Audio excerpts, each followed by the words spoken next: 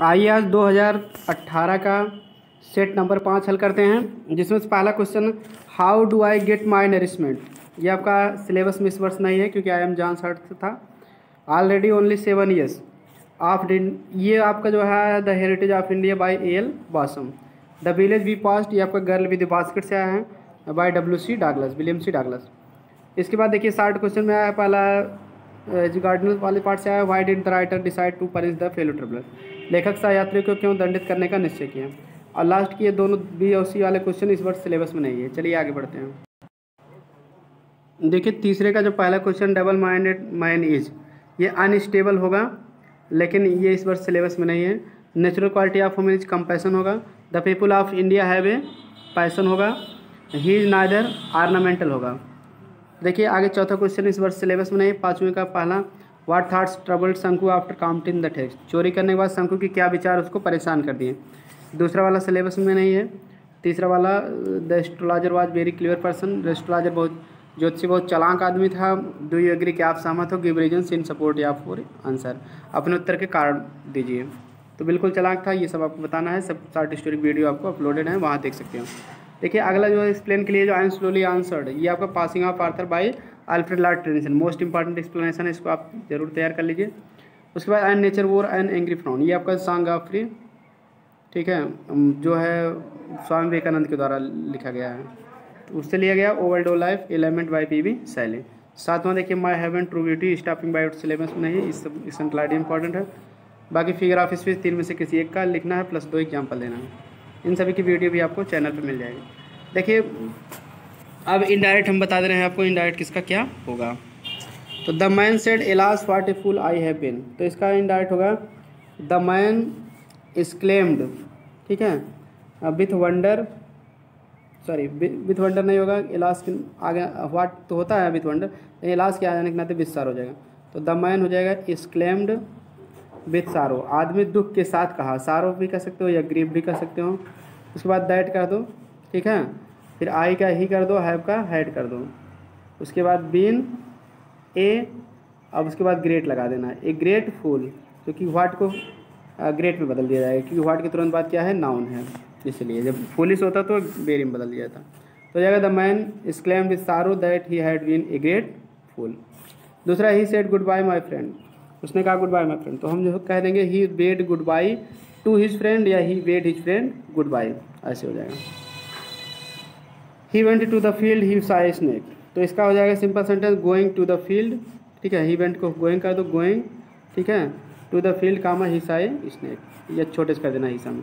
Night come on room grew dark, ठीक है, तो इसमें कॉम्प्लेक्स सेंटेंस बनाना है तो सीधी सी बात है व्हेन से बना दो, व्हेन नाइट कम ऑन, जब रात हो गई, come on the room grew dark, तो कमरे में अंधेरा हो गया, तो इसमें टी छोटे से हो जाएगा। कम ऑन माने होना या आना, ठीक है। देखिए जो अगला क्वेश्चन आया transformation, your behaviour has greatly astonished me, तो इसका पैसिव वॉइस हो जाएगा मी का आई कर दो आई, उसके बाद आई के साथ हैव हो जाएगा, आई हैव बीन, उसके बाद ग्रेटली एस्टॉनिश्ड कर दो, उसके बाद एस्टॉनिश साथ बाई नहीं लगता एट लगेगा एट, उसके बाद जो है योर बिहेवियर जोड़ दो तो हो जाएगा योर, ठीक है, I have been greatly astonished at your behaviour. उसके the brave alone deserves the fair, तो यहाँ क्या है, इसको बनाना है निगेटिव, तो आप एलोन हटा दो, शुरुआत में लिख दो none but, none clear, none but माने भी कोई नहीं सिर्फ, बहादुर ही डिजर्व द फेयर, फेयर के योग्य होते हैं। तो कहने मतलब क्या है कि नन बट, एलोन माने अकेले, अकेले बहादुर ही फेयर के डिजर्व होते हैं, तो इसमें क्या होगा नन बट ब्रेव, ठीक है, सुंदर ढंग से योग्य होते हैं। अब देखिए आगे आपको बता दे रहे हैं हम सिंटैक्स। कवर्डली हट जाएगा, यहाँ ही बिहेव्ड कवर्डली नहीं होगा, ही बिहेव्ड लाइक ए कवर्ड होगा। क्यों, क्योंकि जो है देखिए वह एक कायर की तरह काम किया, ऐसे कहना पड़ेगा। अब वैसे बिहेव्ड वर्ब है तो कवर्डली आपका एडजेक्टिव है, तो एडजेक्टिव को तो ठीक है, एडजेक्टिव वर्ब को क्वालिफाई करता नहीं है, तो इसलिए लाइक ए कवर्ड लिखना पड़ेगा, ठीक है, क्योंकि क्या कवर्ड नाउन है, नाउन में एलवाई जोड़ते हैं तो एडजेक्टिव बनता है, और एडजेक्टिव में एलवाई जोड़ते हैं तो एडवर्ब बनता है।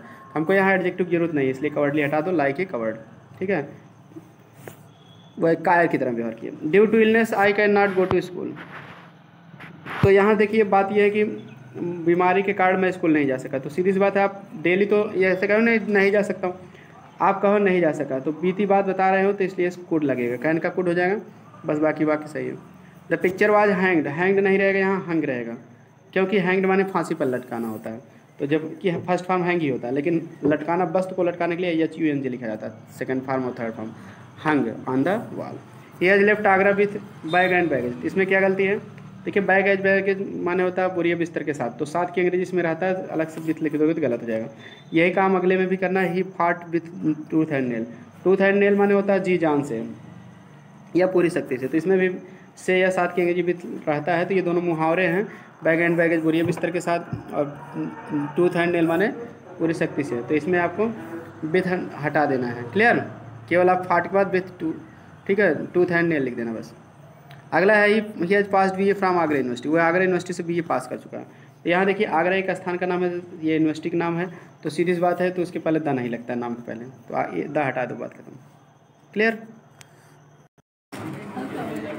देखिए 10वां क्वेश्चन है इडियम्स एंड फ्रेज में, पहला ब्रिंग फोर्थ, तो ब्रिंग फोर्थ माने होता है उत्पन्न करना, क्या होता है? उत्पन्न करना, उत्पन्न करना या पैदा करना, ये सब होता है ब्रिंग फोर्थ। क्लियर? तो कोई चीज़ जैसे प्रोड्यूस करना, उत्पन्न करना, क्लियर, तैयार करना, पैदा करना। तो आप देखिए याद कैसे होगा, ब्रिंग माने होता है लाना, फोर्थ माने होता है आगे, कोई चीज़ आप आगे लेकर आते हो, कहने का मतलब उस चीज़ को क्या करते हो? उत्पन्न करते हो, पैदा करते हो, तब लाके उसको पेश करते हो। क्लियर? आगे देखते हैं call to account, call to account माने होता है उत्तरदायी ठहराना, उत्तरदायी ठहराना। क्लियर? जैसे किसी को किसी काम के लिए उत्तरदायी ठहराओ कि हाँ ये तुम्हारे ही कारण हुआ है, ठीक ना, तो हाँ जिम्मेदार ठहराना, उत्तरदायी ठहराना एक ही चीज़ है, ठीक। और डांटना भी होता है इसी माने, जैसे उसको कुछ कहो कि ये तुम्हारे कारण हुआ है, क्लियर, इस तरह से डांटना। तो इसमें याद करने की ट्रिक है, कॉल माने कहना, अकाउंट माने क्या होता है? खाता होता है, जैसे आप अकाउंट खुलाते हो। क्लियर? तो अब जैसे आपके अकाउंट से अगर कुछ पैसा निकल जाता है, ठीक है, तो आपसे कहा जाता है कि इसके जिम्मेदार आप ही हो, आप ही निकाले हो, इतने का पैसा इसमें रखे हो। क्लियर? तो उसके लिए आपको कहा जाता है कि आप और जमा कर दिए, नहीं तो आपका खाता बंद हो जाएगा। इस तरह से आपको उत्तरदायी ठहराया जाता है। आप समझ गए ना? ट्रिक बना सकते हो। बियर विथ माने क्या होता है? सहन करना। तो बियर माने सहन करना हो भी करता है, इतना जान लो। विथ माने साथ, किसी के साथ में ही रहकर आप कोई उसकी बात को या कुछ भी परेशानी को सहन करते हो। अगर किसी के साथ ना रहो तो आप उसके साथ रह के आपको परेशानी नहीं होती। क्लियर? चलिए देखते हैं। तो सहन करते हो तो किसी के साथ ही रह के आप परेशानी को सहन करते हो। इस तरह से याद कर सकते हैं। ए रेड लेटर डे माने क्या होगा? एक स्वर्णिम दिन, स्वर्णिम दिन या महत्वपूर्ण दिन। क्लियर? तो महत्वपूर्ण दिन रेड लेटर डे। क्लियर? तो इसको आप आराम से ट्रिक बना सकते हो। रेड माने होता है लाल, और लेटर माने अक्षर, डे माने दिन। तो कोई महत्वपूर्ण दिन होता है, जैसे शादी का दिन हुआ या कोई भी महत्वपूर्ण इंपॉर्टेंट डे होता है, तो उसमें देखते हो कि सजावट की जाती है, लाल अक्षरों में इधर से उधर डेकोरेशन होता है, लाइटिंग होती है, लाइट इधर उधर आती जाती है। क्लियर? नाम वाम लिख दिया जाता है। ठीक? तो इस तरह से हैप्पी मैरिज एनिवर्सरी वगैरह सब, या हैप्पी वेडिंग, ठीक है, पार्टी। फिर उसके बाद नाम, लड़के का नाम, लड़की का नाम लिख, वेलकम वगैरह लिख दिया था। तो लाल कलर से लाइटिंग होती है। तो रेड लेटर डे, लाल अक्षर वाला दिन है, यानी कि वो महत्वपूर्ण दिन है। चलिए आगे। इतना महत्वपूर्ण है कि लाल अक्षरों से लिखा गया है। क्लियर? ए पेटीकोट गवर्नमेंट माने क्या होता है? महिलाओं का शासन, स्त्रियों का शासन। तो बड़े आराम से आप ट्रिक बना सकते हो। Petticoat is use for women. Clear? औरतों के द्वारा ही इसको मतलब पहना जाता है, तो सीधी सी बात है उनके द्वारा ही शासन किया जा रहा है। कहने का मतलब ऐसा शासन जिसमें सभी पेटीकोट पहनने वाले हैं, यानी कि स्त्रियों का शासन। Clear? Clear? There is a petticoat government in West Bengal. Clear? हाँ, स्त्रियों का शासन। ठीक? तो चलिए, वेस्ट बंगाल में पेटीकोट गवर्नमेंट है, इतना आप ट्रिक बना सकते हैं। चलिए आगे देखते हैं। एक क्विकजोटिक प्रोजेक्ट। क्लियर? क्विकजोटिक प्रोजेक्ट माने क्या होता है? काल्पनिक योजना। क्लियर? काल्पनिक योजना। ठीक? तो जैसे मतलब काल्पनिक योजना या अव्यवहारिक योजना। क्लियर? तो क्यों क्विकजोटिक माने होता है काल्पनिक या अव्यवहारिक। कोई कुछ ऐसा आप सोच रहे हो जिसमें जो है कुछ भी यथार्थता नहीं है। अव्यवहारिक योजना या काल्पनिक योजना, प्रोजेक्ट माने योजना।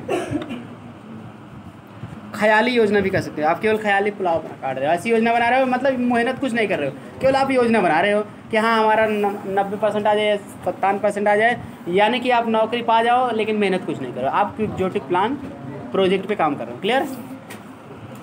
अगला तो अब बताइए एंटोनिम्स बताइए। रॉन्ग माने गलत, सही का अंग्रेजी राइट, हाँ एग्जैक्ट भी कह सकते हो, राइट कह सकते हो। चलिए आगे। ओपन का क्लोज कर दीजिए, ओपन माने खोलना, क्लोज या शट कर दीजिए, शट माने बंद। Open the door, shut the door. Clear. दरवाज़ा खोलो, दरवाज़ा, तो क्लोज या शट दोनों होता है तो शट बेटर होगा। अगला है नेचुरल, तो इसके पहले आप आने लगा दीजिए। अननेचुरल माने अप्राकृतिक। क्लियर। ठीक, तो किसके पहले अन लगाया जाता है, इन लगाया जाता है, ये सब अगर आप कंफ्यूज में, और डिस लगाया जाता है, आई आर लगाया जाता है, आई एल, तो इसके लिए आप हमारी चैनल के प्लेलिस्ट में जाइए, हाउ टू मेक एंटोनिम्स, तो पूरा आपको एंटोनिम्स किस किस प्रीफिक्स का प्रयोग करके बनाया जाता है, और सारे जो है जितने शब्द के साथ बनाया जाता है इंपॉर्टेंट सभी शब्द आपको मिल जाएंगे क्रम में। क्लियर। सारे तरीके आपको एंटोनिम्स बनाने के मिल जाएंगे, चैनल पर आप सर्च करके पढ़ सकते हो। चलिए देखते हैं। Give the synonyms of the following words. Synonyms बताइए। रिम्यूनरेशन माने होता पारितोषिक या पुरस्कार, तो हो जाएगा रिवार्ड। सी वाला नेचुरल का अननेचुरल बताए थे, आने लगा दो बस, कुछ करना नहीं है। रिवार्ड, रिम्यूनरेशन का सिनोनिम्स क्या हो जाएगा, रिवार्ड, पुरस्कार। स्ट्रगल माने संघर्ष, तो इसका हो जाएगा स्ट्राइफ, STRIFE, स्ट्राइफ माने संघर्ष। क्लियर।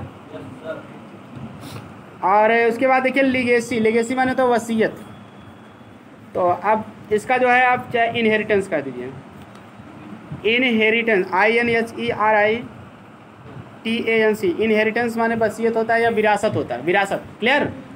तो लीगेसी माने भी विरासत होता है, तो विरासत या वसीयत। क्लियर। विरासत कहेंगे इनहेरिटेंस होता है, कक्षा 10 में आता है अंक वाले में, या फिर इंटर में एक शब्द आया था उसको बता दे रहे हैं, बिक्वेस्ट, BEQUEST, बिक्वेस्ट माने भी वसीयत होता है। फतीक चक्रवर्ती में आया था ना, रिक्वेस्टेड, वह वसीयत कर दिया था पतंग को। क्लियर। अपने भाई माखन को। क्लियर। बिक्वेस्टेड, तो फर्स्ट फॉर्म BEQUEST, रिक्वेस्ट कर दो या इनहेरिटेंस कर दो, दोनों चलेगा। चलिए आगे। An imaginary name assumed by an author, एक काल्पनिक नाम एस्यूम्ड बाय एन ऑथर, जो लेखक के द्वारा मान लिया गया हो, उसको कहते हैं कृतक नाम या छद्म नाम। मतलब नाम नहीं है लेकिन मान लिया जाता है। हम कुछ लोग होते क्या हैं कि दूसरे नाम से जो है अपना राइटिंग लिख देते हैं, कोई निबंध लिखे या नावल लिखे, उपन्यास लिखे, ड्रामा लिखे, अपना नाम ना बता के दूसरा नाम मान लेते हैं। क्लियर। जैसे फॉर एग्जांपल A.G. गार्डनर का नाम अल्फा ऑफ द क्लाउड था। क्लियर। जो फिलो ट्रेवलर लिखे, ठीक है ना, उनका नाम अल्फा ऑफ द क्लाउड था, लेकिन वो A.G. गार्डनर के नाम से लिख दिए हैं। क्लियर। तो इस तरह से, ठीक है, उनका अल्फा ऑफ द क्लाउड ही नाम था, तो इस तरह से बहुत लोग मान लेते हैं, तो उसको हम कहते हैं स्यूडोनिम। क्या कहते हैं, PSEUDONYM, स्यूडोनिम। इसी तरह से एक है जॉन गाल्सवर्दी है, जॉन गाल्सवर्दी अपना नाम जो है जॉन सिन जॉन से लिखते थे पहले। क्लियर। तो स्यूडोनिम PSEU, PS लिखो, P साइलेंट रहेगा, PSEUDONYM, स्यूडोनिम माने कृतक नाम या छद्म नाम। क्लियर। मतलब जिस तरह से वो अपनी रचनाएं कृतियाँ लिखेगा उसी के हिसाब से नाम मान लेगा। क्लियर। कृतक नाम या छद्म नाम, बात समझ गए ना। PSEUDONYM, सूडो माने होता नकली, निम माने नाम, नकली नाम यानी कृतक नाम। क्लियर। अच्छा, habit of walking in sleep, नींद में चलने की आदत को क्या कहते हैं, सोमनम्बुलिज्म एक दिन बताए थे हम, SOMNAMBULISM, सोमनम्बुलिज्म माने नींद में चलने की क्रिया। कुछ लोग होते क्या कि उठ जाते हैं, कुछ दूर चले जाते हैं, तब उसके बाद अपनी आँख को खोलते हैं। क्लियर। तो उसको कहते हैं नींद में चलना। क्लियर। अब देखते हैं आगे, a child whose parents are dead, जिसके माता पिता मर गए उस बच्चे को क्या कहते हैं? आर्फन। जैसे Tom Sawyer was an orphan boy, एक अनाथ लड़का था। क्लियर? अब चलिए देखिए, a child whose parents are dead, ये तो हो गया। अब बर्बल और बर्बोस का मतलब बताइए। बर्बल माने क्या होता है? मौखिक या शाब्दिक। जैसे आप उत्तर को जो है बर्बली दे रहे हो, मतलब मौखिक रूप से बता दे रहे हो। क्लियर? और बर्बोस माने क्या होता है? शब्द आडंबर पूर्ण, शब्द आडंबर पूर्ण, वर्डफुल जिसको कहते हैं, मतलब शब्दों से भरा हुआ कह दो, या शब्द आडंबर पूर्ण। क्लियर? जैसे आप किसी से कहेंगे हाउ आर यू, आप कैसे हो, तो उसके बाद वो पूरा इतना बताने लगा आपको हालचाल, आप सुनते सुनते परेशान हो जाओगे। ठीक ना? आपसे बहुत ही ज़्यादा बात बता दिए हो। कहना चाहिए मैं ठीक हूँ, लेकिन वो कहते मैं ठीक हूँ, बुखार भी हो गया था, परेशान हूँ, मेरी माता जी परेशान थे, मेरे पिताजी, दुनिया भर का हालचाल बताने लगा, तो उसको बर्बोस कहेंगे। क्लियर? और यह भी है कि जैसे कोई साधारण वर्ड यूज करना चाहिए आपको बताने के लिए, तो कठिन वर्ड यूज नहीं करना जिसको आप समझ ना पाओगे, ऐसे ऐसे वर्ड भी वो यूज करता है, उसके पास वर्ड ज़्यादा रहते हैं, उस ऐसे आदमी को बर्बोस कहते हैं। क्लियर? तो मतलब बर्बोस स्पीच भी बहुत लोग देते हैं। अब चलिए देखते हैं आगे। अब इसका हम ट्रांसलेशन भी देख ले रहे हैं इसी वीडियो में। चलिए देखते हैं आगे। रामकृष्ण परमहंस एक योगी थे। चलिए लिखिए इसको।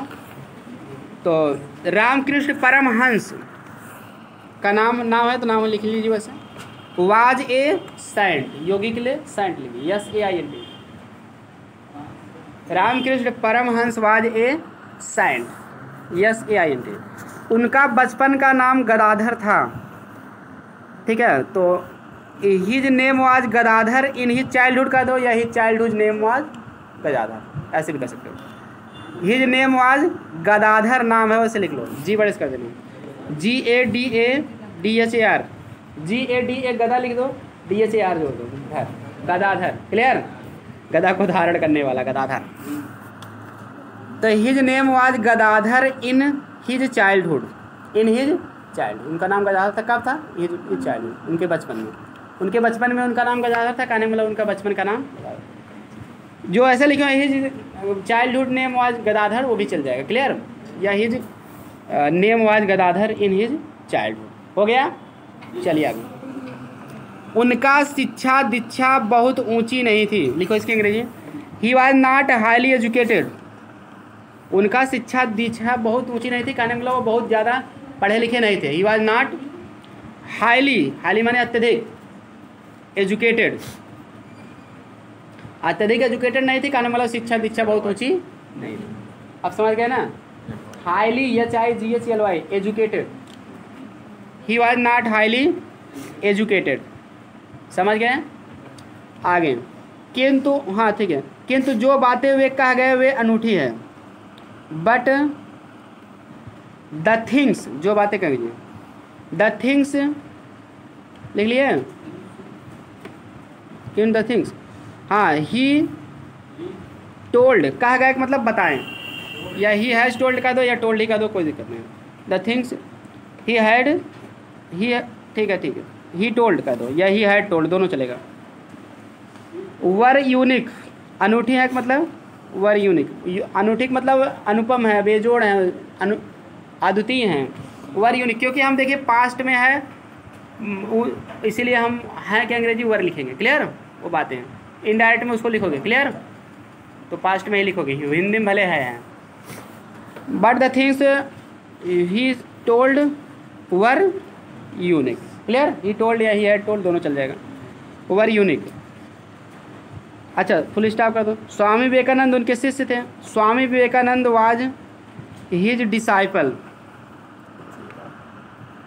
शिष्य, हाँ, जैसे संत उन्त के जो शिष्य रहते हैं तो उनको डिसाइपल कहा जाता है, और टीचर के जो शिष्य हैं उनको प्यूपिल कहना अच्छा माना जाता है। Clear? Swami Vivekananda was his disciple, DESCIPLE। Disciple माने होता है शिष्य, होता है DESCIPLE। जैसे आप कक्षा 10 पढ़े थे, मर्दाना वाज हिज डिसाइपल, वहाँ भी डिसाइपल वर्ड आया था। प्यूपिल is use for teachers, academic. Clear? School में जो पढ़ते हैं शिष्य, उनको प्यूपिल कहना चाहिए। बाकी साधु सन्यासी के जो चेले बन जाते हैं उनको, ऐसे शिष्य को डिसाइपल। क्लियर? बाकी तो चाहे जो यूज कर सकते हो, लेकिन करेक्ट यूज यही है। उनका बचपन का नाम नरेंद्र था, लिखो his name was Narendra in his childhood. चलिए नरेंद्र मोदी की तरह इनका भी नाम नरेंद्र था, ये मोदी नहीं है, बस इतना अंतर है। हिज चाइल्डहुड ऐसे कह दो, his name was Narendra in his childhood कह दो, या his childhood name was Narendra, चलेगा दोनों। क्लियर? अगला NARENDRA नरेंद्र। रामकृष्ण परमहंस ने ही उन्हें विवेकानंद बनाया। चलो लिखो रामकृष्ण परमहंस ने ही, मतलब कि लिख लो Ramakrishna Paramhans made him Narendra, made him Narendra. ऐसे लिख दो, या इसको अगर बहुत ज़्यादा बात जो है it was Ramakrishna Paramhansa who made him Narendra, तब भी चल जाएगा। क्लियर? ठीक।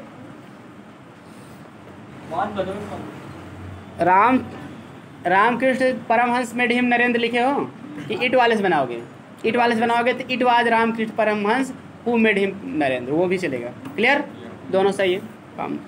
अगला और उन्हें विश्व विख्यात हुए एंड ही वीकेम, विवेक मतलब ही एक ही लोग हैं, भले वे सम्मान के लिए लगा है। एंड ही वीकेम वर्ल्ड फेमस, और वे विश्व विख्यात हुए मतलब एंड ही वीकेम, और वे हुए वर्ल्ड फेमस, विश्व विख्यात, वर्ल्ड भर में फेमस हो गए यानी विश्व विख्यात। क्लियर? अगला है, हाँ फुल स्टॉप कर दिए। वे कहते थे, लिखो ही सेड, विवेक मतलब ही एक ही लोग हैं, भले वे लगा। ही सेड, हाँ कि रामकृष्ण ज्ञान योग भक्त और कर्म के साक्षात स्वरूप थे। He said that Ramakrishna was